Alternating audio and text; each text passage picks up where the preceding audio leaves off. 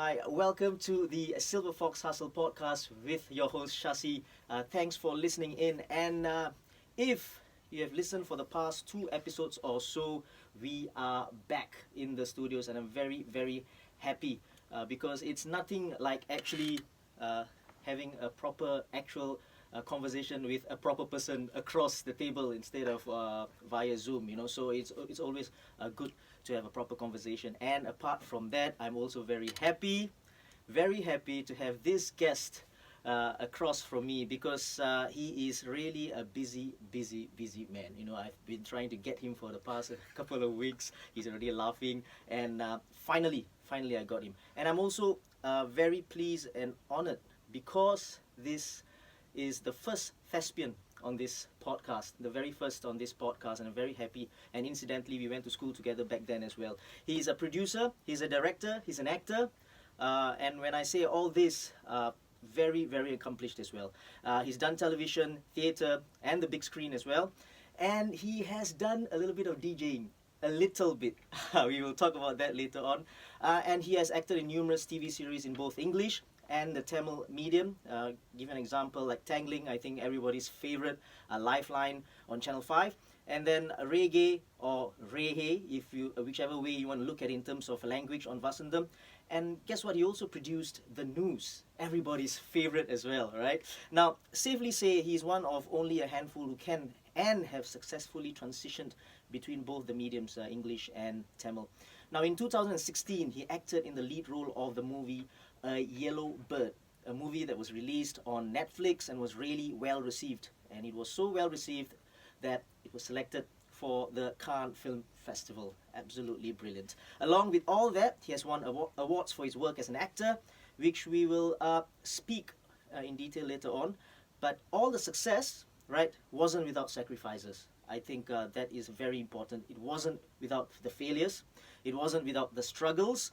And when he was younger, obviously. And I will speak to my guest about these and more later on.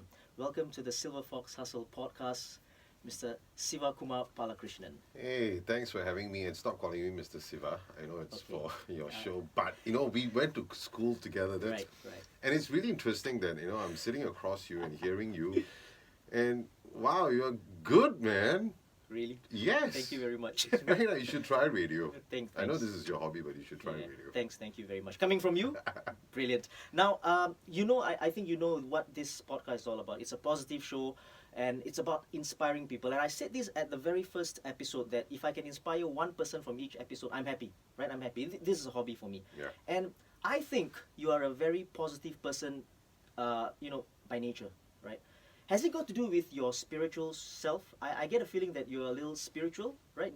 Are you spiritual in that sense? Yes, spirituality is anything and everything for me. Right. Even if I'm sitting down eating nasi lemak, that's it's a spiritual act as well. Okay.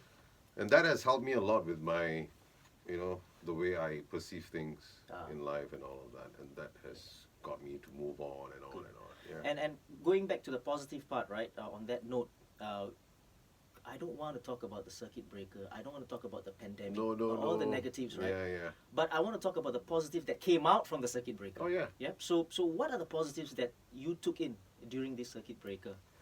The upside for me was the fact that I got to reflect a lot on myself. Right. I actually understood one thing. It's just quite funny because I actually told my wife, hey, you know what? When another pandemic is going to happen, we wouldn't know. Touch wood. Right? Yeah, touch wood or touch the sky or whatever, but but I realized the medical line and the educational line, these two things won't die. Right. Okay, your makan, food also won't die, and people still need to get their hair styled and all of that, or even a decent haircut. Yeah. So I said either 4 of these, right? We have to bring our children towards that direction, man. I mean, wow, especially, you really planned that out. Yeah, it's like, because you see, for the media line I am in right now, I realize even in the media, right? Okay. This was a good reflection, because even in media, what survived? Your news and your radio. Radio, these two, correct. no comedy live, whatever, no drama, especially no drama. It's not gonna work. No one is interested in about you entertaining me. Everyone is about what news you got for me. Right? So that is very important. So that's why I said, even if it's going to be for going into the media line, we have to bring our children towards that. Okay. Right? So I felt, so that was the upside for me to really look at, because you think you're prepared, but you're not. Actually, you're really not. No one is ever. It's just, and it's amazing, right? Just by a snap of the finger, like, you can be up there, right? And then suddenly you are down with zero zero income. Just like that, man. It's sad, right? It's sad, but it's very sad. Yeah. And I think what you brought up is very important as well. Thinking ahead, right? Like, okay, now we are already in this boat. What do you think about our? You got to think about our children, and you got 2 girls as well, so you got to think about that. Now, to get to know you, your success, what you've achieved in terms of your acting and even your DJing, I think you were a success as well in that, and of course a proud dad of 2 daughters. We got to go back, right? And before we go on, I got to say that we are not going in chrono order because it's very difficult. It's very difficult. So let's go back and forth. Sure. It will be good. Going back to schooling days, what were you like? Well, I know a little bit about you in at Teck Whye Secondary School, if I can say that. We both went to the same school. How was it like in school for you? Okay, I kind of I hated school. Right. I hated school not because of the environment or anything. I mean, our school looked like, it was like... Okay, if listeners who are listening and you're watching on YouTube as well, I think it's safe to say that our school, Teck Whye Secondary, was known for its gangsterism. I mean, it was there. Yeah, it was there. It was there. And in fact, at that time, it was everywhere. Yeah, but our school was like a little bit. We took it to another level. We took it to another level. Right. The gangsterism. There was, and glue sniffing was very popular at that time. I tell you, I'm like, okay, never mind. I never understood that. I never understood drugs and gangsterism anyway. Okay. So, but in school, I was like, I did anything and everything that is mischievous, right? Because I wanted attention. Okay. I just wanted attention. Okay. But because being a kid, you don't know how to bring it out. So you bring it out in the wrong way. Right. But the good thing was I never went astray towards, like drugs or gangsterism and all the that. illegal side of things. Yeah. I was on the legal side, supposedly. Legal side of the bad thing. Legally, you are legally allowed to, be mischievous, but you have to, face the consequences. Okay. So yeah, I didn't pass. I repeated my Sec 3. Okay. I've never done N levels or O levels in my life. I don't know how that looks like or feels like. I don't know. I have. Can you just repeat what you just said? Okay. I've never done N levels or O levels. Yeah. I don't know how it feels like, looks like. I have no clue about it till to date. Now, those listening in as well, we're talking about someone who's done the business, in terms of the acting world and directing and stuff like that. He's never done any O levels and N levels, and that is, and again, it is not something that we preach, but it is all about what you love, what you want to do, and you got a target, and that is something that is probably unheard of in this day and age. Yeah, actually, it's a good thing that you said that. That's not what we preach. But I would say that at my time, I was lucky. Okay. Because it was okay. You can still climb the ladder if you do it the right way. Okay. If you have a right set of mind, you can still go. But at times like now, don't know where the world is moving to. We're moving we're moving so fast, we don't even know where we're heading to. Yeah. And then by the time, Mother Nature has to give us a jam break now with this pandemic. Yeah. And then we start to reflect and all that. Suddenly we are all about love and it doesn't work like that. Right. One thing I'm telling you, education is very important. Okay. Because that gives you an understanding of what to do. You'll be quick at your feed and all of that. But unless you are no education and you want to be street smart, that's also another way of going at it, But not. Not many people. You got to be a one-off. You got to be something special to actually do it without any. You need a good balance. Right. That's what I think. That's right. You talk about attention. Why was it so? Why did you want attention? Oh, because very simple. It's an ongoing problem. Because I'm very dark in the group of my batchmates Okay. among the Indians in the Okay. class. Okay. I was the darkest. Okay. So you're always put aside like, oh, you're not good looking, you're ugly, By your Like- friends. Yeah. In fact, my own race were the Okay. ones who put my color down or Right. teased me or bullied me more than the other races. Wow. Yeah. So if you talk about colorism or racism or Yeah, whatever, yeah. I actually faced it more with my own race, Right. and the rest were more like a joke. Like Just like being mischievous. Nothing to do with yeah, home, yeah, home it was- attention, as in yeah, you had, yeah. The rest of it, even my friends, my classmates, whatever, to say anything, because to them the way they saw him is, well, this guy is like a pest, man. okay. Why can't he just sit in one place? Why, Okay. always, no. But so they're also same age as me, right? So they Right. didn't understand me. I didn't want to understand myself, Okay. and I don't understand them. So there's a complete misunderstanding going on. There's no Okay. mental communication or Okay. anything. So everyone is misreading everybody, and yeah. It's amazing when you talk about racism. We'll talk about that later on, and it's amazing also it comes from your own race. Mm. That's like wow. That takes it to another level as well. Of course. And we're going to talk a little bit about that later on. How about your teachers in school? Oh God, I tell you, my teachers, actually, the teachers, they're actually very nice people. Now that I think about it, they are actually nice people. But I think I tortured their lives. Wow. Because I was like the parrot in the class. I was like, I can imagine that. I tell you, I'm like, if you don't want to study, just sit in one place and be quiet and don't give any Yeah. nuisance, because the rest are studying. I cannot. I have to, like, teacher says, okay, tomorrow we are going to, why cannot do today? Okay, those Just, kind of, just nuisance. Right. And I know for a fact that my teachers, especially the form teachers, right? Yeah. They will be like, when they look at the name list from the beginning of the year and they see the name Sivakumar is there, that's it, finish. Okay, I'm gonna have a whole lot of hell from this Right, kid for right, this year. right. And yeah, and it's like as much, but they couldn't just control me. But the discipline master, Mr. Ishak, I'm sure you know, Yes. he's the only one who he got to me. Right. He knew how to approach with me. So I'll Mr. There's another Mr. Rajamogan. Rajamogan. He passed on, man. Yeah. Even Mr. Isha passed on. Oh. I think so, yeah. Okay. Yep. So I mean, he was quite old back Yeah, then. yeah, of course. Yeah, I'm sure. Then I wouldn't be surprised. Yeah. Okay. Yeah, Raja, Mr. Ishak. There's another Miss Muller. yes. In fact, I actually messaged her today morning. Okay. Yeah, I'm still in touch with them. Oh, that's good. But did anyone in particular say that Siva, you're gone, case? You're gone.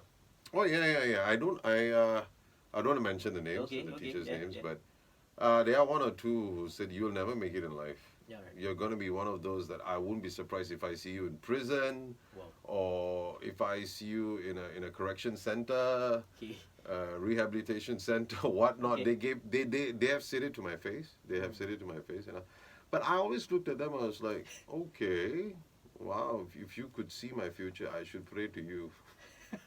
And back then, yeah, you it Yeah, wasn't your- that's what I had. Did that spur you on, or you just brushed it off and then? To be honest, I was never. It would be a lie if I said, "Oh, I told myself, I'll Ah, show it to you." okay. No, that's Okay. bull. No, I didn't do any of that. I just went on my life. I Okay. just went on my life. Yeah, just take it as it comes. Yeah. Should I say this about the lab? Something about the lab that you did? Oh yeah, of course. Why not? That'll be very interesting. And why did you stand tell us? Yeah, to listeners at home, Well, please, no, it's not a lab. please It do was- not do this at home. It was okay. Science lab. No, it was not a science lab. It was a classroom. All right. And Tell us then what you did. And the teachers room. The teachers room, what I did. Okay, the teachers room was because I was asked to stay back for detention, right? And I was like I was so angry. You know when you're Yeah. as a child you are angry. It's different, compared to being an adult. Yeah. So, and I couldn't go and play with my friends, after school. So I was like staying back. So what I did was I saw this box of oil paint, Okay. right? I took that oil paint And I was just, okay, so vandalism, okay, let's have fun with it. And I was an art student and I like, so I was just putting it on. Then I saw the fish tank with a couple of miserable goldfish there, and I took some and I put it inside because oil paint, it will float, right? Okay, let's make it colorful, right? Okay, so I was doing that and all of that. And then there was thinner there. Wow. And then I looked at it. So I wanted to clean my hands. I mean, it was a legit thing that I wanted to just clean my hands. Right. Things spilled over a bit, and then, but, so I didn't realize. After that, I let it be and all that. So I was just playing, and I saw this matchbox. Wow, Siva, come on. Playing with it, like, like that, playing, trying to be Rajinikanth and all this kind of thing, this, and those of you listening who don't know Rajinikanth is, if you don't know who's Rajinikanth, I'm gonna slap you all, but anyway. Google. Google Rajinikanth. Anyway, so, yeah, he's the only one who can kick, or clear COVID, by the way. Save us from this pandemic. Anyway, so coming back, so and the thing, accidentally, one of them, like, I thought it was off, but it didn't. It sparked, man.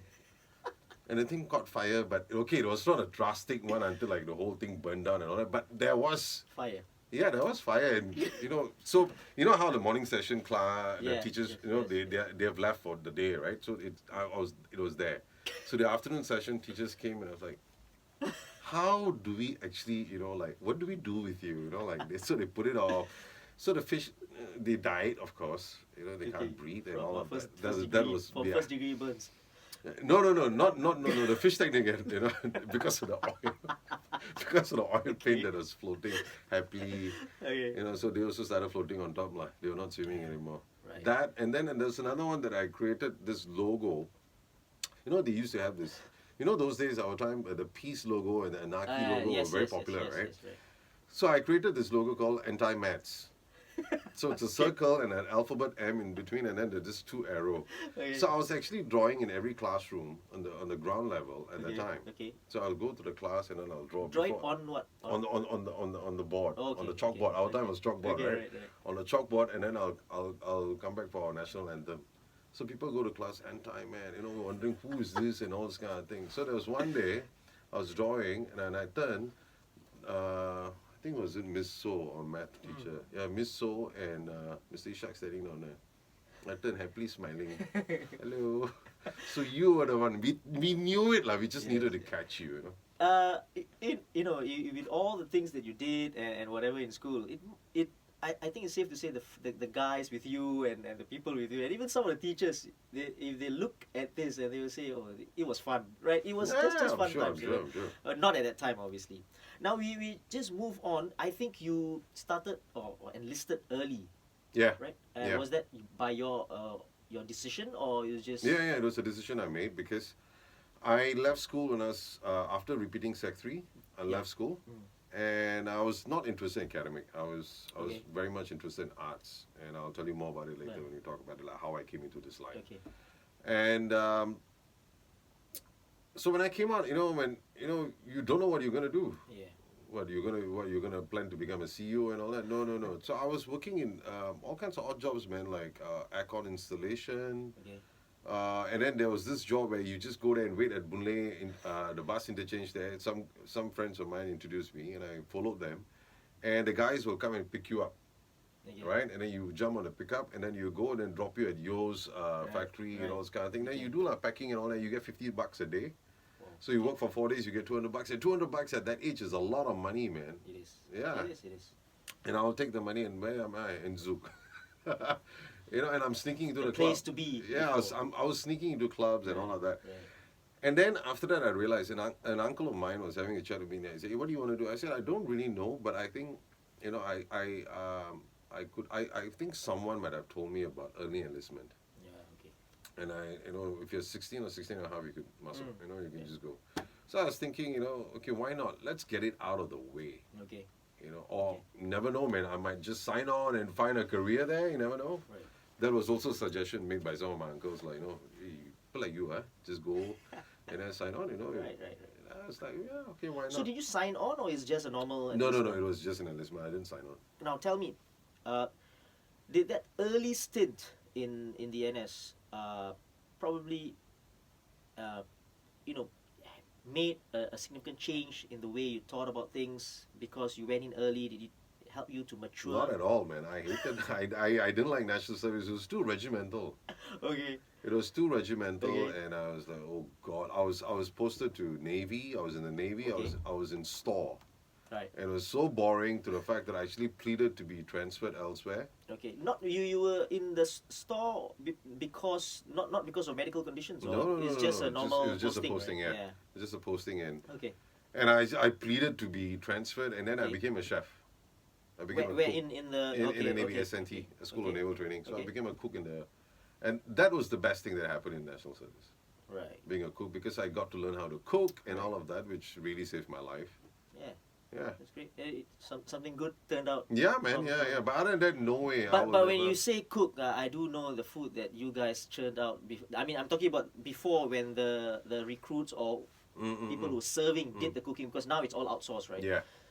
I can remember those the noodles which could just stick to the floor or stick to the wall and. Hey, those no, kind. no. Actually, were Navy. you a better cook than that? No. Navy's food, the food in School of Naval Training is Ah. they're known for their food because Right. we were right. serving I didn't know that. every Friday. We were serving biryani. Okay. Wednesday morning is prata, man, for breakfast. Okay. Okay. So we were actually Right. like, you have chicken, and it was quite good stuff, man. I was eating it. Okay. Then you are excused there because you do know. I think you heard stories about. Oh, of course. Food in the NS, right? I just want to talk a little bit about your. We fast forward, like I said, right? Sure. We're not going. Yeah. We're just going back and forth. Now you just graduated from MDIS. Yeah. When was that? Just recently? How? Just last month, man. Oh, May. wow! No wonder you were busy. Couldn't get you.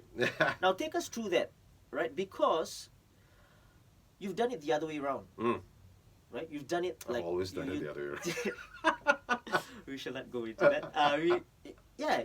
It's again, like you said, you wouldn't preach that to somebody like a kid growing up. But how did you manage to do that? Because you've done it the other way around, right? Okay, it was. And why did you actually decide to Because I'm fine. I'm doing well in terms of the producing and what have you. But why did you take up a course? To be very honest, I just about 2 years back, I had the interest to sit down and study now. Right. So Right. I was like thinking, but how am I gonna go about it? Yeah. Right? Okay. And what am I gonna study? I'm not gonna go and do medicine and all that kind of stuff. So I was thinking, so the only way is to upgrade in my field of life, right? Okay. So I was Which thinking, you are already. no, I would say it, No, I wouldn't say you're there, but you know quite a bit. yeah. No, actually, I would say that I am there. Okay. We all are there in our own ways. Okay. Fair enough. All right. We should never underestimate Right. ourselves, right? Right. So we're all there, but from there, when you get to another place, then you realize, okay, so I'm just there. You get what I'm saying? Okay, I understand. Yeah. So that helped me a lot. So when I went to school, my classmates were like 20 years much Yeah, of course. younger than me, but it gave me a different perspective. Yes. So when I'm conceptualizing an idea, I'm like, okay, this will work. And yes, okay, sometimes it works, sometimes it doesn't. But when I went to school, when I speak to my classmates, and I'm like, what? You guys actually never like this? You guys actually like this? Why do you guys like this? Right. So I was literally hearing it from the horse's mouth.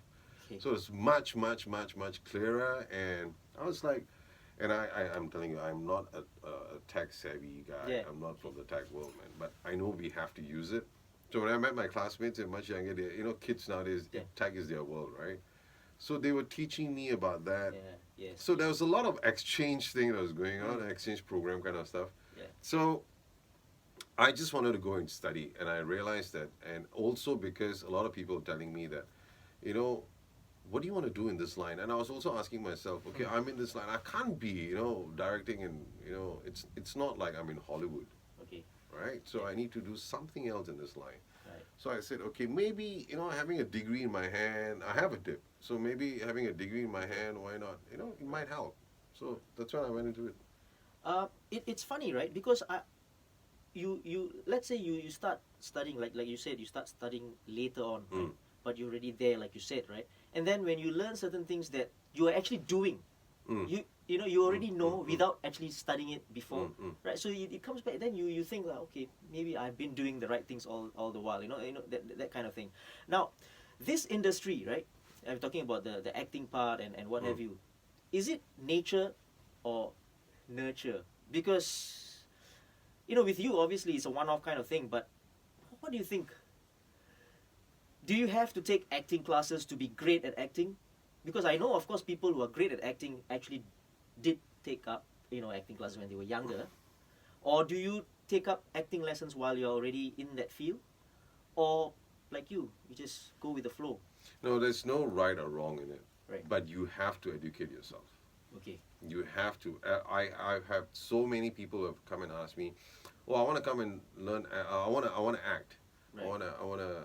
I will always tell them, dude, it's the same as you learn dance, you're able to perform. You learn how to sing, you're able to perform. It's the same thing. You have to learn how to act. Right. You need to learn the craft in order to perform it. It's period. Right. So it doesn't matter whether you're doing it before, whether it's prior or on the go, because the on the go is going to happen till you retire from. Of course, yes. So that one you cannot escape. Right. But how you want to do it is where you got to plan it. So whether if you do it before, then you come into, of course, you have a better picture, a better idea what they require and all of that. Right. But if you are one of those who came in because of your looks and your style and you are an influencer or whatever, whatnot. Influencer could turn to influencer. Yeah. You can end up being that as well. But you better go and learn acting. I'm telling you. You can't get away with looks all the time. I think you hit the nail on the head there, because I think what you're trying to say is it's ongoing. The studying part you have to do in whatever you do. You cannot escape. Right. You gotta still hustle and keep on doing. So that's a very good thing, good point. Now let's talk about DJing, right? How did that start? Like, I told you earlier, I mentioned that I used to sneak into clubs and all that. Okay. Now, yes, I was attracted to the girls who were there as well. Of course. Who's not? And then, but at the same time, I've always, from young, I've always loved music. My mom works in Untitled College. She's one of those cleaners there. Okay. So when these kids leave, right, they cannot take all these cassettes and video cassettes back. So they will dump it. Okay. So my mom will bring it. Oh, okay. Of course, she will, look at it first. She'll vet it, and then after that, quality control there. Yeah, quality control there. But then I will listen to them. So I was listening to R&B, hip hop, to Motown, to rock, to your pop 80s, whatnot. Anything and everything. Which is nice and which is good, right? Yeah. That's how I discovered, And I was like, wow. Because the only music that, my dad, my uncles, they all knew at home was ABBA, right, Boney M. Bee Gees, right. Earth, Wind and Fire. Okay, these are They're the not guys. too shabby. No, they're okay. They're okay. Of course, Michael Jackson, but at that time it was the Jacksons. Okay. And I thought Michael Jackson was white when I first listened to him, because I still remember it was a white sleeve because the vinyl was inside. Okay. So I then when I watched TV, I was like, oh God. Okay. So only blacks can sing. Looks like that. Okay. Yeah, but then again, so with all that, so I loved music. When I was in a club and I saw the DJs doing, I was like, what the hell is he doing, man? Everyone loves him. I want to be that. The DJ, you mean? Yes. Yeah, okay. So I was like, I want to be that. Any particular person, as in particular DJ? No, it's just this upping-looking Chinese guy who was playing, at the time. It was just there, and I was like, wow, I want to do that, man. I want to do that. And at that time, live band in a club and then a DJ set. That was a very popular thing, right? Yes. So I was like, okay, I like that, But then I went for early enlistment just before I was gonna come out of that. Yeah. Those days, newspaper, where they'll publish, you want to study this or whatever. Right. It's not internet worldwide. That's how you get your information, right? So I looked at the papers, and then there was this small box that says DJ course. Okay. Why not?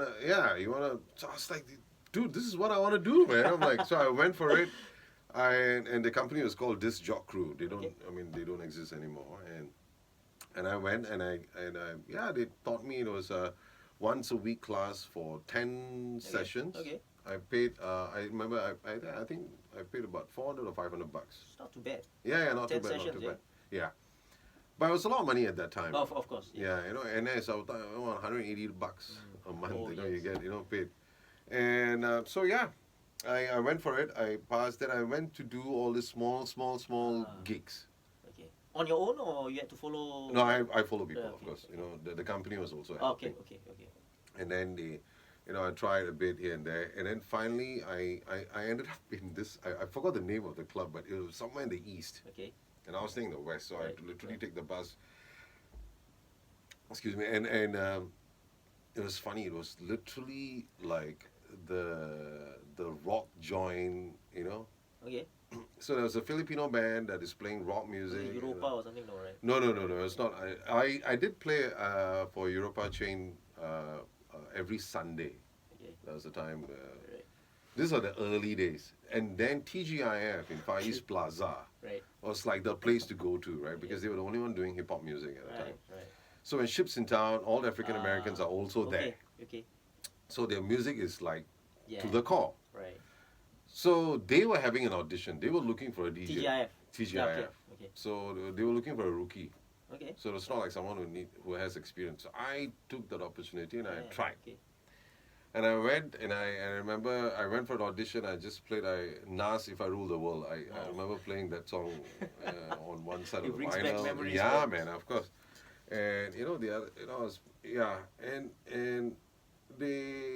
and they said, okay, you're not so bad. I was like, that's it. I'm not gonna get So it. it was like a kind of an audition. Yeah. Something like an Yeah, audition. it was an audition. okay. It was literally an audition. Right. And then, okay, you're not so bad. Can you announce last orders at the bar over the mic? I was like, I've never spoken over the mic. Oh, God. So I went over the mic. Last orders at the bar. The guys would look at me. Is the mic on? And I said, yeah. Can you go louder? Like, okay. Can you be lively? All this kind of thing. They're giving me directions. And finally I said, yeah, last orders at the bar.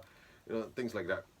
And then I said, okay. And then after that, discussing. There were another 3 more guys who were 40. I was the last guy. So there were 4 guys. And then after that, this guy said, okay, you, okay, give us your contact number and everything. We'll get in touch. The other 2, I'm sorry, we will, in your face, Right, just like, okay, I was that one guy and the other guy. So I looked at the other guy looked at me and it's like, we might end up together or, the next week, and these were the days where you don't have a pager or whatever, right? They call you home. They call home and I'm waiting and then it's like, I got a call. Hello, we're calling from TGIF. And I was like, okay. Oh yeah, yes, and yes, okay. So you're selected. You come down tomorrow, Ken, for interview, and then we will tell you your salary and all this kind of thing. I was like, I got a job. Yes, you got a job. Come, okay. I was thinking, all right, a cool club, and then there's an auntie speaking to me about From HR. Yeah, and from HR, because they actually run a restaurant in the day. Right, so it becomes a club at the night. So I went and then I got my job, and that was it. From there, I really learned how to. Was that your first like a solo kind of? No, I wasn't a solo. There were 2 seniors. Okay. There were 2 more seniors with me, and they will train me. So the first time you went solo, which club was this at? TGI was itself. I went solo after my 2 seniors left to other clubs. So by then you got a hang of doing. Yeah. I knew how to. Was it? Just as a question, like from someone looking from the outside looking in, right? Is it difficult? Because obviously it's tough, man. Because you need to know your crowd first, obviously. Yeah. And then you got to know, obviously, your songs, your music. You need to know your stuff, and then your voice. You gotta. You need to know how to party. It's actually more than just playing that music and then letting people dance, right? It's like, imagine you're going to a concert. Yeah. All the eyes are looking at you singing. Yeah. So you have to please the crowd. So if you don't, they're all gonna walk away. Right. And the management is gonna come after you. The best place you've ever played in, as in being a DJ? Couple of it. TGI was one of them. Yep. Kilimanjaro. Okay. My friends who are listening in will totally of course, dig this. man. And Wongsan. Okay. East Side. Was this at Mohamed Mustafa? Yeah. Mohamed Sultan. Mohamed Sultan. Sorry, yeah, Mohamed Sultan. Mohamed Sultan. There. Wow, a couple of places, man. China Black. All right. China Jump. Well, I've even a lot. I've actually played in most of the clubs. Right. Most of the Jams 2000. Yeah. Okay. Jams.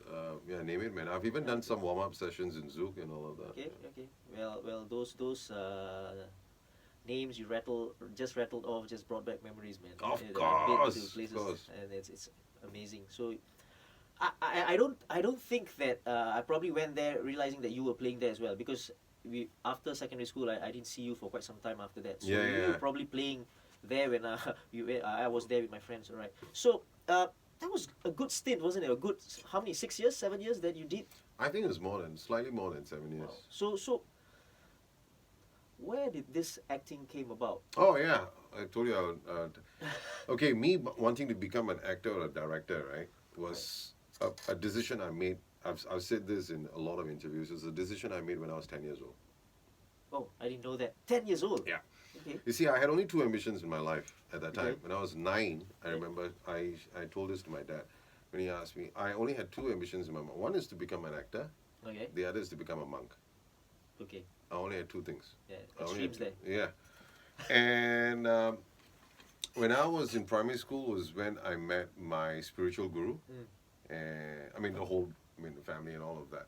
And he was not like the kind of guru where we think long beard, the hair tight here and all this kind of thing. He was a real cool guy who looks like me, specs, neatly combed, a mustache, and a pipe in his hand.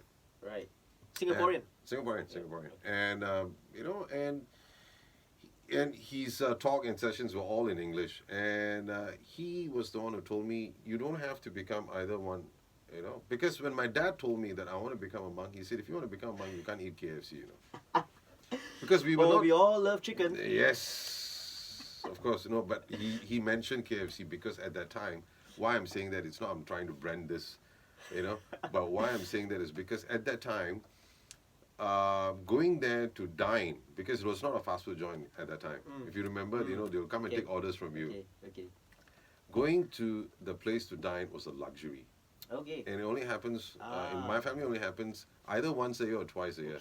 Okay. When I think my dad might have some bonus in June, and then there's another one in December. Right. So that's the only time.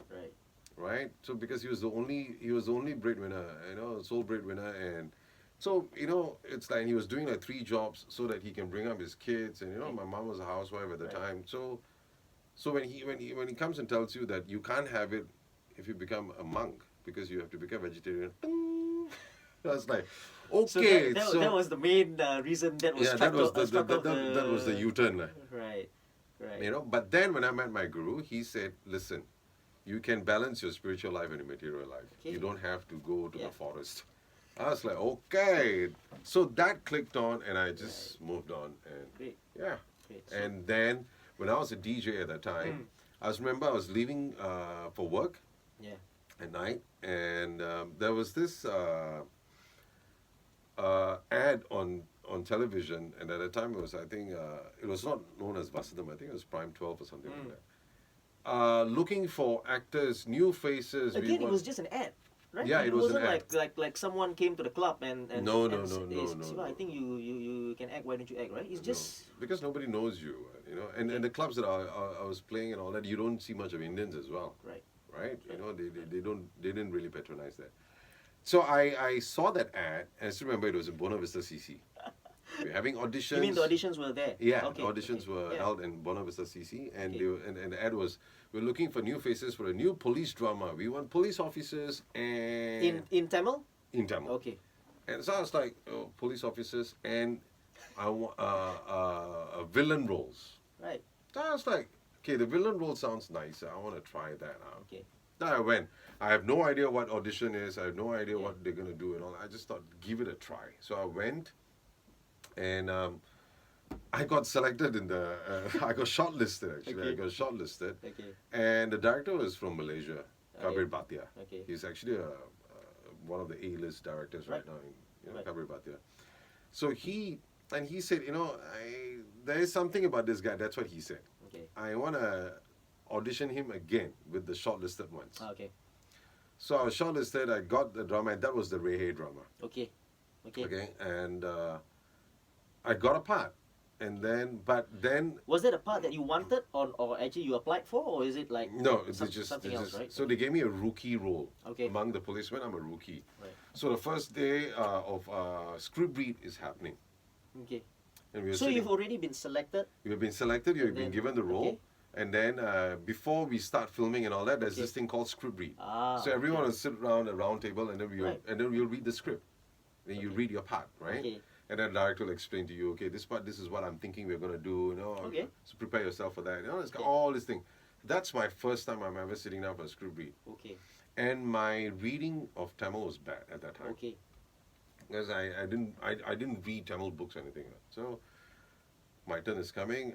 I'm like shitting bricks, man. I'm like, you know, you goosebumps and The butterflies and script stuff, read man. part, right? Yeah, sitting down. Yeah, and- just sitting down. yeah. Just like you and me right now. But imagine we have the script in the hand, Right. and then it's like a rehearsal, Right. right? So my turn comes, and I'm like stuttering, Ah. and then I'm like, okay. So they thought, okay, you know, first gear, you know, okay, never mind. But as it went on and on and on, they realized that I couldn't really read fluently. Okay. So that was a problem. So the writer, who's also a producer, was also very concerned. Mm. So after all the script read finished, they tried me one more time. And then after that, they said, it was a 6-parter, 1 hour each. Okay. Okay?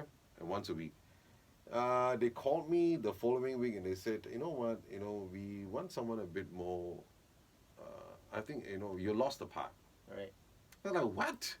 By now, my mom has already, you know, Advertising. advertised to all the relatives and friends that, you know, son has got a role. From and all Singapore this all the way yeah, to- that's it. I think the next MGR is on the way, you know. And it's like, oh, God. And then I told her, you know, I lost the part. Right. You know, this kind of thing. So I went back to my nightlife and all that. Then they called me again. They said, Okay. you know, the director still wants you, Okay. but we're going to create another role. It's a forensic officer In that same show. in the same show, but you'll be only appearing in the last 2 episodes. Okay. I was like, okay. Right. I was like, fine. So I went and my first scene itself and everything, you know, Kabir, you know, brought me, Yeah, you know, how to do it and all this kind of thing. And from then onwards, I decided, that's when I joined my theatre thing. Okay. I got to meet some people and I got to know them and I joined theatre and I started, you know, reading and, you know, improving my enunciation in my Tamil language. So you would say now it's much better. Of course. How of long course. ago was that, roughly, from today, 2020 till the first time Well, it's you...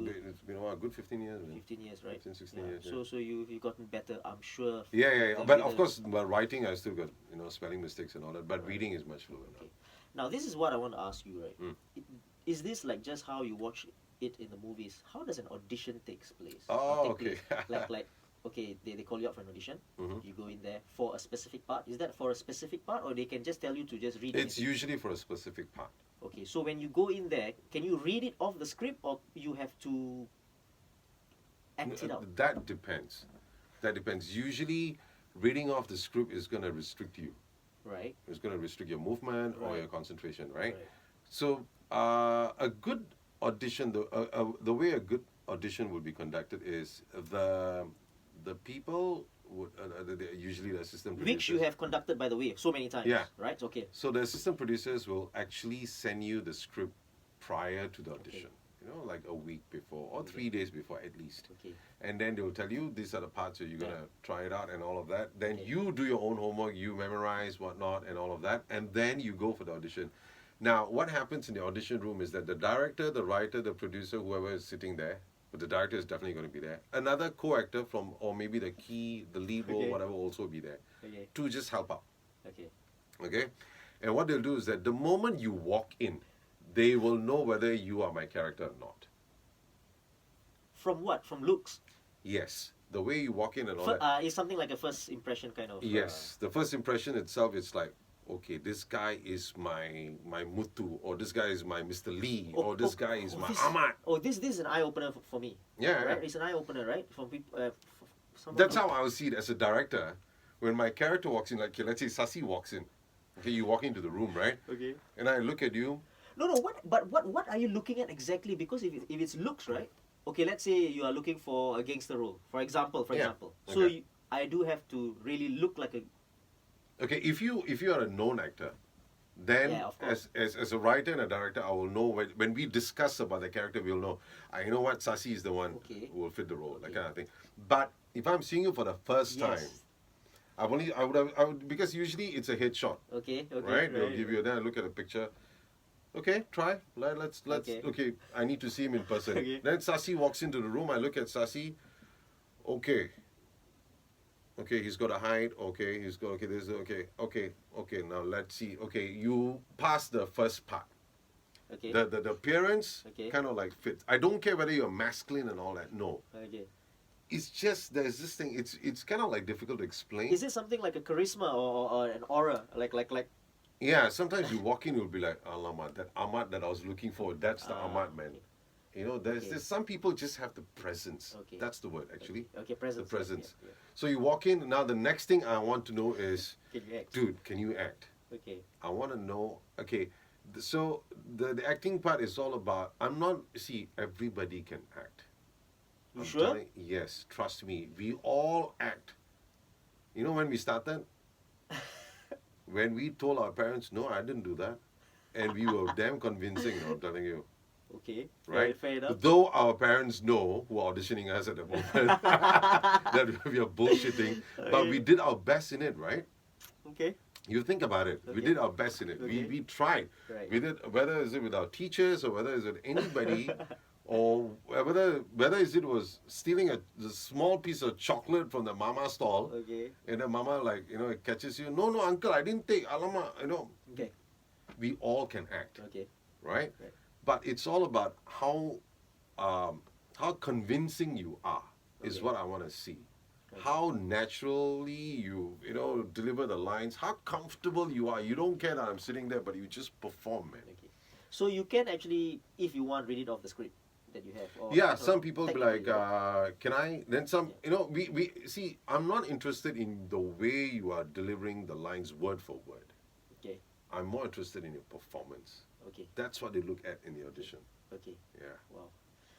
Tell you what, from all that you spoke Yeah, about, yeah. it's nerve-wracking, my friend. Yeah, of course it is. Especially for a first timer, right? Mm. Like I applied for something and then you come in and to be faced by 3 or 4 Yeah, of fellas in the course. room. It's just like a job interview, obviously. But this is, wow, it's amazing. And again, kudos to all of those guys who've made it, right? Yeah. Like they started from somewhere. They started from just an audition like that, and to be judged by someone like you coming in, if you're a director, right? I'm just saying. No, I'm actually a very nice guy when in an audition. Trust sure? me, You because sure? I know how the feeling is. Right. Okay, great. Your role as a gangster in Guru Parvai, right? Mm. What was that like? Did you like it? Because That was I my think it'd be breakthrough. fun. That was my okay. breakthrough role. Right. That was my breakthrough role because I was actually asked to do one of the teachers' role. Okay. Okay, when the director created that series, Okay. he wanted. Okay, so I was like, okay, I want to be the teacher. But then there was this particular character that he couldn't really get the right person to do it. So he asked me, "Do you want to try it?" Because he likes to conduct workshops before he starts the production. All right. So he'll have an acting workshop because he's got a theatre background as well, Okay. the director. So in the workshop, we try all kinds of characters. We have fun and all of that, right? So he thought that I might fit the role. So he asked me, but he said, hey, listen, but it's not as prominent as the teacher's role I gave you. So do you still want to try it? I said, I don't mind, why not? Right. And I like playing the negative roles. Yeah. I think it's fun. It's Yeah, more yeah. challenging Yeah, than, yeah. playing the good guy. Right. Right? Always saying good and being good and trying to do good. Forget it. It doesn't work. So I was like, okay, let me try it. So I tried it, and I actually copied some of our older school boys, the gangsters we used to see in our area and all of that. right. I tried to replica them. See, that's a good thing that came out from Take One Secondary. The man. upside of it. So I kind of like tried to, the mannerism, the way they Okay, spoke and all of okay. that. I kind of like replica that. And the good thing was, no one has done such a gangster role in Vasantham before. Okay. In Vasantham before, every time all the gangsters so-called they were quite decent. Right. And They weren't gangster. yeah, and the way they spoke, they were clean. Right. So here, Vadi, right? The Yeah, big guy, the Indian Moses Lim. Right. So he wrote the script for me. Okay. So he wrote and he pushed it Okay. the way. So I Okay. was crude when I spoke, Okay. and I was sarcastic, all of that. Right. So people really liked it, and to the point when they did season 2. In season 2 was a prequel of season 1 Yeah. for some of the Okay. main characters. Okay. So when season 3 came, they made my role even much bigger, and Okay. and the kids who came for audition, they either wanted to be with the character, Right. or they wanted to have something to do with the character, Okay. all that kind of thing. So that's when we realized, okay, now we're preaching the wrong thing. Hmm. So we decided to kill the character in season 3, Okay.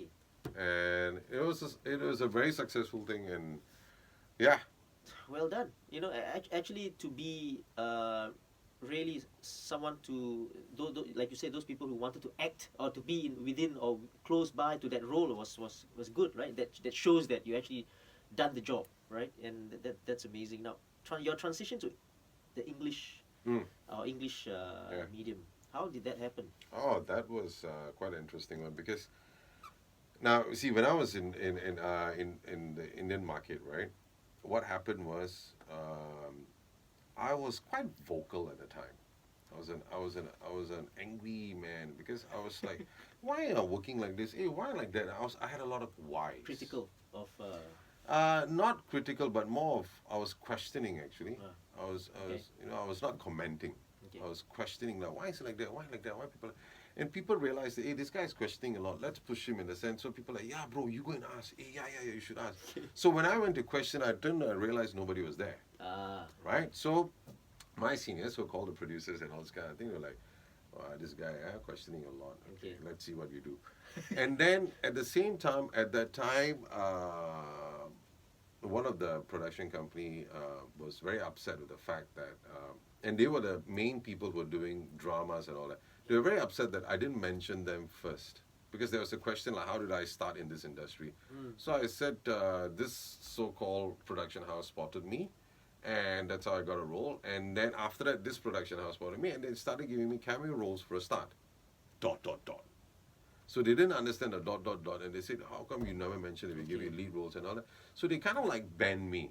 Okay. But that was a blessing in disguise, because you see, in Vasantham, I was doing a lot of negative roles, where some of the other Indian directors who work a lot with the non-Indians were actually like telling, hey, watch out for this guy. Watch out for this guy if you want to use, you want to try this guy. Because I was doing a lot of negative roles, very dark, all that kind of thing. Okay. And then on Channel 5, someone just out of nowhere called me, and I was like, hey, suddenly got no job now. Then someone calls me and says, there are a couple of dramas and all this kind of thing, but I said, is it Crime Watch? And then they say, no, because I don't want to do that, because then you'll be typecast. Okay. Okay. So I didn't want to do that. So then they called me for other roles and all of that. Okay. I went for it. I auditioned. Okay. There, no choice. You have to audition. Right. You see, audition is a very good thing, because audition always keeps you grounded. Okay. You have to. Okay. You have to. Right. And I love auditions, lah. Okay. I still love it. And I went for it, and then I started getting roles there. And I remember one of the EP who so-called banned me. Okay. When I walked into the old media corp, Yeah. she looked at me, she's like, give me this look like, what are you doing here? And I thought, I banned you, I'm not using you. And then she came to me and it's like, what, got shooter? I said, yeah. Oh, what program? In Tamil, is it? I said, no more. No more. I just signed contract in English. Okay. I'm there now. Right. She just gave me this look like, is it possible kind of thing? Because no one was crossing over. Yeah. No one was going there, because every other Indian guy that was used at that time over there was either a prata maker or a security guard. Okay. Stereotypes. Stereotype, big time. Right. And, but then this bunch of guys were different. They wanted, okay, of course, the racial quota is there, like you need, to balance it, right? So they did the firefighter drama. Yeah. I went for that. Yeah. And I still remember, so one of them asked me, now we'll speak later when you talk about, racism or anything. Yeah, so and from there the journey started. And I got to know a lot of non-Indian filmmakers or producers or directors, and I got to know them. Great. You know, networking was done, and that's when I realized, okay, this is the way to go. So did you from that time you've made some Tamil shows as well, right? Yeah, after so that, you weren't really totally like no, because there were others, right? Okay. So, but the others, I chose them. I started choosing them. Okay. The people that I really wanted to work with. Okay. And that's how Rajagopal and I met. Okay. Yeah. I understand. That's how you transition. That's good. Now, I think a lot of people don't know that you did Subhas Anandan in The Best I Could. You know, you did Lifeline. I think Lifeline as well. But I think the younger ones, the people who Tanglin. it's Tanglin, right? How was that? That was fun. It was season 3. Yeah, I came in season 3. Yeah, how was that? But just before season 3, because I was in MediaCorp as a producer. Okay. So my contract finished, and I didn't want to carry on, and that's when I spoke to the EP of Tanglin. He said, "Why don't you come on board as an actor?" Okay. So I re-signed a contract there. Okay. And I went in, and it was quite fun, man. Yeah. You see, it's like, see, when you do soaps like that, right? It's like you can get into the comfort zone, and sometimes it can be a bit boring, you know, because you're going in and out, and then you might end up saying the same thing, same dialogue, you know, because the story is not moving yet. They need to hold it there and all that kind of thing, right?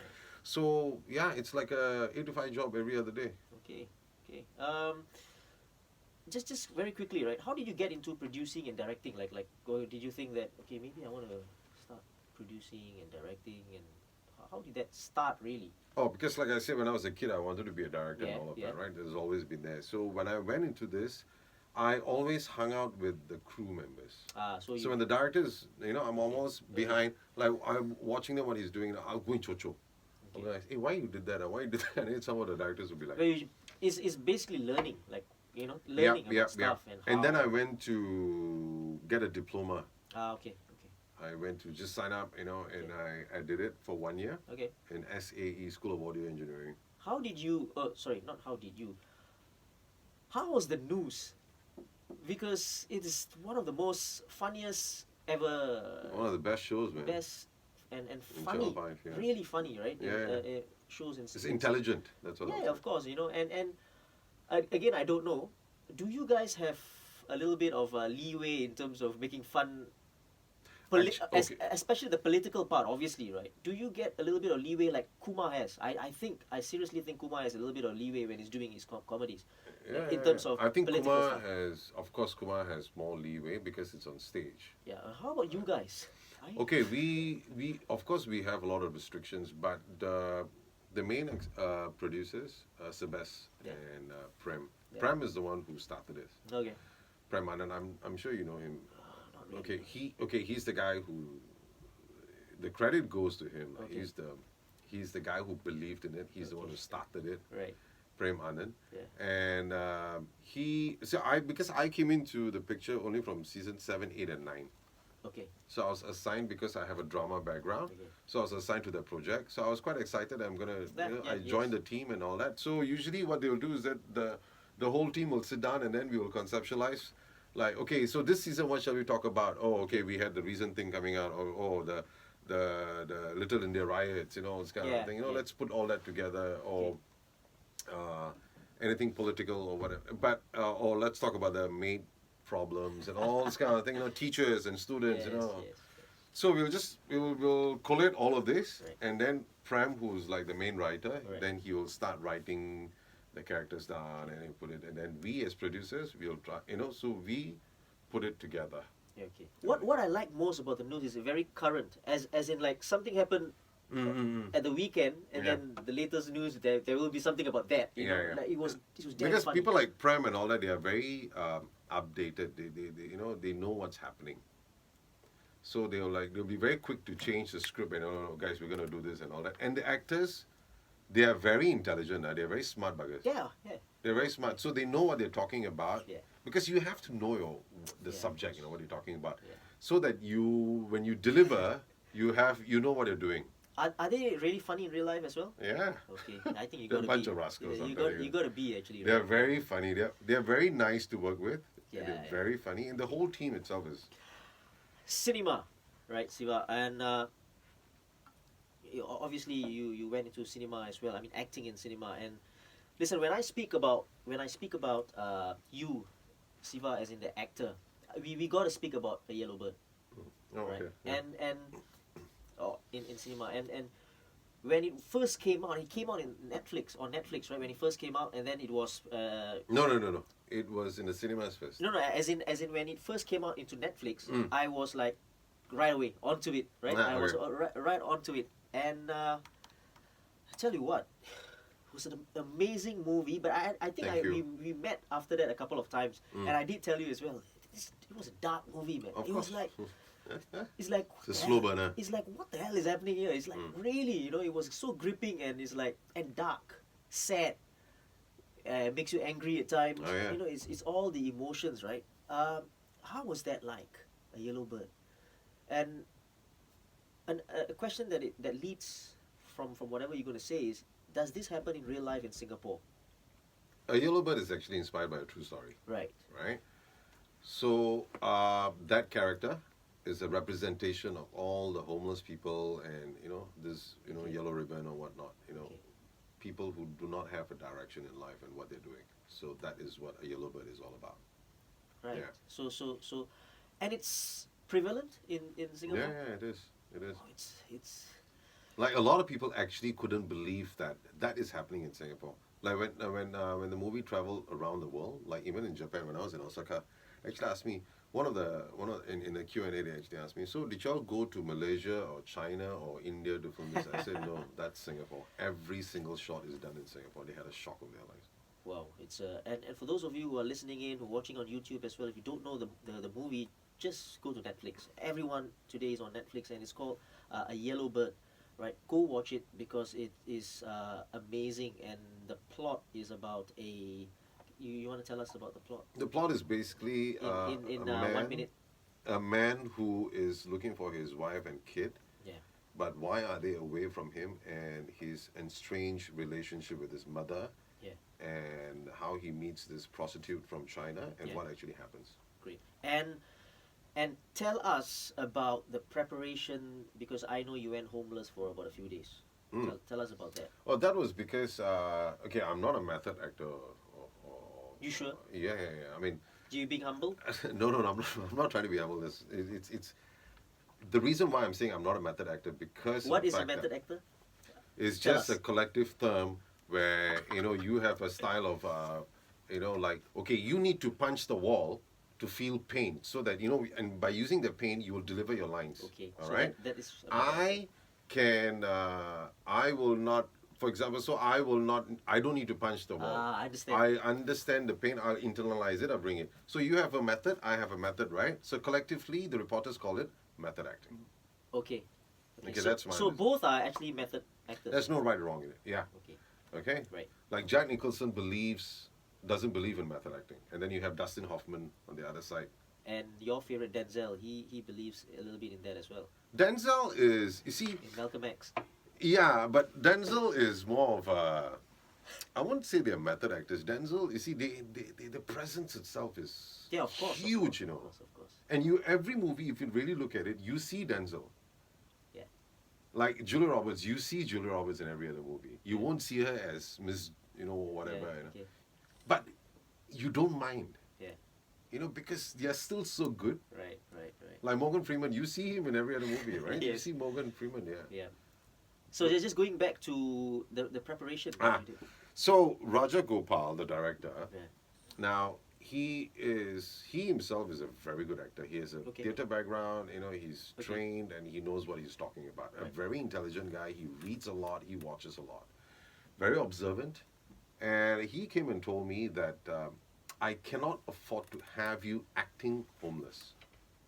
I need you to understand. homeless. Yes, I need you to be homeless. I need you to understand what happens to your mindset. I need you to Okay. mentally, spiritually, physically prepare yourself for that. So even not even boxers, man, the underwear, the briefs that I was wearing was chosen Okay. for the character. Okay. Yeah. Right. So the t-shirt, so whatever you see me wear and everything was chosen by the director and the wardrobe unit. And Okay. yeah. And so prior to that, for the shoot, just not too long, so that, just about 3 days before shoot, for about 5 days, 4 nights, I was asked to be on the streets. So I literally slept on the floor. So whatever you see the character do in the movie, I was literally doing it in real life because I had to go and make money. So I went to the workshop, a coffee shop, I asked the auntie, like, hey, give me a job. So I couldn't, I was very mindful that I couldn't speak like this, good English, you can't be so clear, articulating, like, excuse me, can I have a job? And that's it, it should slap you, so I was like, auntie, So I had to wash the dirty glasses, the dirty plates and all. At the end of the day, she would give me $15, $20, and that was my makan money, all of that. Because the character smokes a lot, so I was like smoking 66 a day. How many? 60. Yeah. It affected me so bad. And also I was drinking only coffee, and because I had to lose weight also, and I was only eating I only eat because homeless, they got no money. Okay. I didn't really shower. And I was living in Tiong Bahru, so from Little India, I'll actually walk to Tiong Bahru in slippers, or sometimes barefooted, and I'll come back. I'll walk back also. Just to be in the... Yeah, I was sleeping in the streets and all of that, and I'll fight with this ape who will collect all the cardboard. Oh yes. And then I'll wait until he walk away, and I'll chot in between. There's art to it also. You must get the ones in between so they are not wet. Okay. Then you take the cardboard and you go and sleep, and then wake up. You suddenly see something, like, what is this? Then you see one huge cockroach down there. Okay. Yeah, all of that. Well, Siva, it obviously paid off, right? It obviously paid off, the hard work. Yeah. And again, people listening in, we talk about inspiring people. It's at the end of the day, there's no right or wrong. But to get there, you got to do something first, right? You got to work hard at whatever you do. You can't just depend on luck. Tell me about... Sorry, yes, go on. No, actually, when you mentioned that, I just wanted to tell you this. When you earlier asked me, like, when teachers told you in school like that, did you tell yourself that you're going to, do something? All that never happened in my life until, actually, see, A Yellowbird is not my first film. My first film was actually in India. Yeah. When I did this movie called Nale, which means tomorrow. At the end of the day, I was only paid 101 rupees for the movie, which I don't know, can we even convert, But it was an experience, because I was there for my theatre class and all that. Okay. And the producer's brother came and asked me, hey, you're from Singapore, right? I said, yes. You all can't make a movie there. I said, yeah, we can. Then why aren't you making one there and letting all the other Indians from other part of the world, enjoy the movie? Then you also come and queue among this. And I said, that made me think. Right. And also at the same time, he asked me, have you ever done a movie in Singapore or not? I was like, no. And he said this, so no chance in your country, so come here. Okay. That was a slap on my face. Right. So that's when I told myself, you know what, when I go back to my country, because I'm telling you, before I did A Yellowbird, I've had a lot of offers to come to India, to come and, whether it's a TV series or whether it's a movie, come, we want you, Siva. I said no. Right. I'm not going to leave or going to try something until I have a movie in my name, in my own country, in my home country cinema. I want to see a poster there in GB Cinema, see a poster there and all of that. I want all of that to happen so that when I go to another country, what have you done? I've got something to show. Great. It's not just TV, because actors there in their country, if they are cinema, means they are just cinema, they don't do TV, Right. They only do film, that kind of thing. So I wanted myself to be that. And I realized also there was no Indian guy in Singapore who has done like a lead role in a Singapore movie. Because A Yellowbird is a Singapore movie, it's not a Tamil movie. Yes, of course. Yes. So I was like, I want to be that guy. So I was just waiting for the opportunity, but I was manifesting in my head. Okay. So the moment came, I grabbed it. The bonus was the fact that I didn't realize it would go on Netflix. Yeah. It's... So I was like just sitting there at home. My younger brother told me, hey, you were the kid who never made it in secondary school. And, all of that. but you have a movie on Netflix. You have your bloody face as the poster on Netflix. Yeah. And just going back to awards and whatever, right? I don't think any award will just replace that, because your name is there. You don't have to rely on awards to make you happy. You know, it's the intangibles that's very important. Yeah. The fulfilling something is brilliant. And congratulations to you. Thank you, man. Thank you. And Cannes Film Festival, how was that? Wow. Tell me about the experience. I don't want to know about the award or whatever. Just No. Don't worry about the award. I'm telling you, experience of it was like okay. I need to let you know. Everybody needs to know this. Right. Okay. If you think you are somebody in Singapore, when you step the red carpet there, you realize you are just like an ant who just crossed over the red carpet and somebody just stepped on you, and then you're like, that's it. There you go. Because you see, where I was standing, it was our turn, right? Next is our turn. Okay. Okay, so on the red carpet on this side, there are a lot of markings where your liaison will come and tell you, okay, you stand here, you stand there, okay, now turn there, okay, now turn there, and then I'm wearing my tuxedo for the first time. Wow. I'm wearing a tuxedo for the first time, and I'm in France, and I'm walking out, and then when you come out, everyone in the street is in a tuxedo, You know what the? One in a million. Because it's a festival, so Right, everyone right, is just in right. their tuxedos and walking with a glass of wine in their hand. Right. It's like a huge pasar malam, a huge pasar malam that's going on. And then, what happened next was Zoe Zaldana is like behind me, Okay. right? Okay. And I'm like, okay. So, and apparently, Leonardo was just few before us. Okay. So we are like from Asia, and Seema Biswas was acting as my mom. Yeah. Now she's walked the red carpet Okay. like it's like Okay. going to her mom's house. Right. And Huang Lu, the lady from China, Yeah. say these are film actors. Like I said, they don't do TV, right? Right. So these people have walked the red carpet like I'm going to my mom's place. Okay. And there I am like, I'm going to the police station for the first time. I'm like, shivering, that kind of a feeling. And then and it's the same thing for Raja as well, the director. Okay. So we are walking down, and then it's our turn, and then our liaison says, okay, you stand here, okay? And there are like 100 cameramen, and they're like, so, okay, prior to us, we go, now, you're going, they're snapping away at the guy, and I'm like, okay, better smile properly, Siva, and all this kind of thing. When our turn came, okay, yeah, and you can see literally in their face, they're actually thinking, who the pack are you? Yes. Right. Who are you, man? I've never seen you. You're talking about the photographers. Yeah, Yes. the photographers literally give you that, But they still click away. Yeah, but it's not. It's. That's it. Come on, it can't be that bad. Come on, Siva. It's bad. I'm telling you, it's in your face. It's Really? literally in your face. Wow. And the very split second, they will just turn the camera, and they give you that look, get out. Because somebody, because Zaldana. So how they say it? Zoe here, Zoe here. They don't even wait for her to come there. They're Right. already snapping her standing there already. Right. And then so the liaison says, turn the other side because the next batch of cameramen are over here. So one batch here, Okay, one batch, okay. Yeah. So I'm turning that same thing. Oh. And then after that, the liaison, they all know. Yeah. Then after that, but they're always, encouraging you, okay, come, let's go. We're going to go inside to the festival. And then they'll bring you in. Because they're also announcing. Yeah. So my name was being announced there, and the Yeah. big speakers and all this kind of thing. There's a huge Okay. screen, what's going on. And it was a very nice moment and all of that. But you realize when you come out from your bubble, Wow. when you come out from your bubble, I'm telling you, because in Singapore, we think we are superstars, we have made it, you have to respect me. I'm an artist, I'm a singer, I'm a dancer, I'm an actor.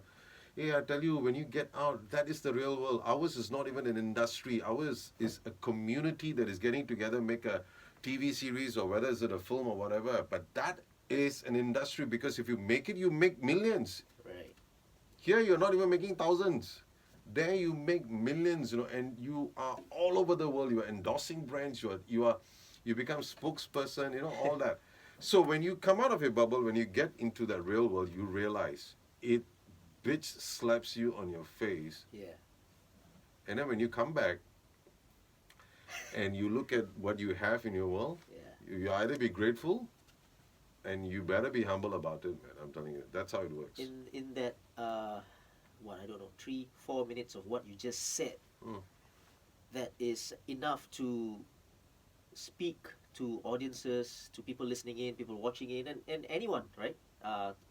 Teaches us about life skills, life lessons. Oh yeah.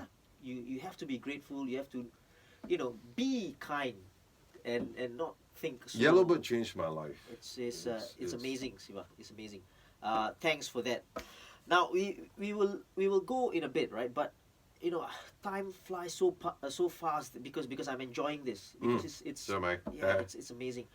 We got to talk about bullies and racism. Sure. A little bit, right? I don't know whether it's going to be a little bit, because it's something that I think you are passionate about, right? I think you were part of. I don't know whether it's a movement or something that you shot. A it's video called about "It's Okay Not to Be Okay." I know it was. I was not part of it. Yeah. I was just asked to come and share. Okay. So tell us about that. What exactly was it about, and maybe from your experiences, I think bullying. Okay, and stuff. you know what? Actually, I'm gonna speak something else about it. Right. The reason why, because we all know how one gets bullied. We all know how racism works. Right. So I don't wanna go brief. I mean, I don't wanna. People push me against the wall. I wanna. Forget about that, right? Okay. It all happened. Whatever you can think of how I got bullied, Okay. right? But I also realized that the important thing is that as time went on, as I grew in industry or even in my life, I realized the only way we can stop racism, all right, is... And bullies? And bullies? Yeah, okay. No, bullies it's are a different different. thing. It's a different thing. Okay. Okay? Bullies and racism, sorry. Racism is something that can be stopped if we stop doing this ding-dong thing. Which is? What ding-dong thing? You give me a racist remark, and then I'm trying to go out there and say that, how could you do that? Okay. All right. So I'm either I'm giving you a racist comment back, Okay. or I'm retaliating in a different way and all of that. Now, I realize, because of being in a spiritual life and all this kind of thing, I realize you first of all have to understand. You see, the guys who make racist remarks or whatnot, they know for a fact that it's hurting you. Okay. But they don't know how much it's hurting you. Okay. There is a level of ignorance. Right. So what they are lacking is not about, hey, you cannot call someone black. Hey, you cannot call someone like that. You're hurting us. No. What they need to understand is, generally, both sides is an education of how to treat each other as human beings first. Right. That's why I was telling in my social media comment and all of that. Yeah. I said, among the Indians, I can say that because as an Indian, I can say that among the Indians, there was once an aunt came and told me, hey, I think I want to introduce you to a girl. Okay. She's very nice and all of the kind of thing. But you know what? She's very fair. Right. So I told her this after I was having my makan, and I told her this. So you came and told me it's okay. She's not that educated, but she's very fair. So it's okay. Because that's like a bonus, right? Because she's fair, she's beautiful. So what are they gonna tell the other side? Right. They will say the groom is okay, but he's no. I mean, it's okay, like he's dark, but like that. Yeah. So there's a stigma that you have always said that being fair is beautiful, being dark. So my question to the Indians was, the fellow mates was, why are you questioning a non-Indian about being racist when you yourself believe that being dark is ugly? Right. You change your perception first. Right. Because my idea is, you change your perception first. Right. Then you'll stop barking back at a dog. Correct. When a dog barks at you, Yes. you either run away, Right. or you just stand still. Okay. And then you walk away, right? Yeah. So why are you I'm not trying to say that the ones who give the comments are dogs. What I'm trying to say is that it's the same mentality that you True. need to True. have the approach to, Just walk away. Because my father taught me this. I used to come back home, my father told me this. He said, people give you, disturb you with your color and all that. You try this. Just start laughing with them. Yeah, smiling and laughing with them, yeah, right. So when all these jokes came about and I started laughing, there was once a guy in my club asked me, hey bro, you're not offended, huh? I said, for what? You are making an effort down there to tell a joke for everyone to laugh, So while everyone can laugh, why must I get offended? Yeah. Why can I be one of y'all? You're giving him the pleasure, actually, Yeah. of No, I actually want to give him the pleasure of that. I got entertained by a joke, man. When the other four are laughing, I want to be part of that four. Yeah. I don't want to sit down and hey. Yeah. Because the more let's do the Matrix now. Let's do what Neo did. Just bend down and sway away. Yeah, it's funny you speak about that, because you talk about our the Indians. We got to look at ourselves first. Yeah. It's the same thing with countries to countries as well. Mm. And I recently on social media I went and tweeted something about the BLM, the Black Lives Matter as well. Listen, it is important. It is important. It matters, because of what happened over there. Yeah. But I was like just not happy. It was just affected by our people talking about it, supporting it. Hey, this is Black Lives Matters and all this. But they are not treating our own Singaporeans right. So that was the part that was contradicting. It's just amazing. Yeah. Just treat ourselves right before you talk about Exactly. the others. I recently, and it's funny we speak about this as well. Just a few days ago, I think it was a footballer in the UK. He was saying this guy said something, right? But he said that this guy said a racist remark, but he's not racist. You understand that? So you said something which is racist. The remark was a racist remark, but that guy wasn't a racist. So what do you say about that? I mean, for me, I see? always believe in this. You will never identify another one as jealous of you if you don't have that same trait. Okay. Right. Because you know the meaning of jealousy, greed, envy, all of that. Because you've experienced it, you partake in it, you have it in you, you see it in another. Right. If you don't have it, which you know how it looks like, how it feels like, whatever, no. Yeah. So if you think that someone says, hey, you're black.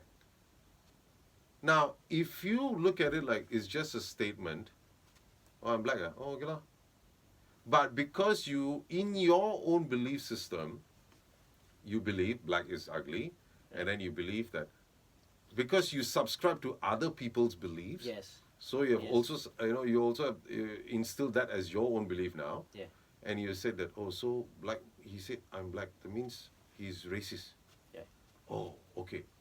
Right. So you straight away look at it. So you have never educated yourself for your own experience, whatnot. You didn't do that. You subscribed to every other experiences, and then now you call it your own.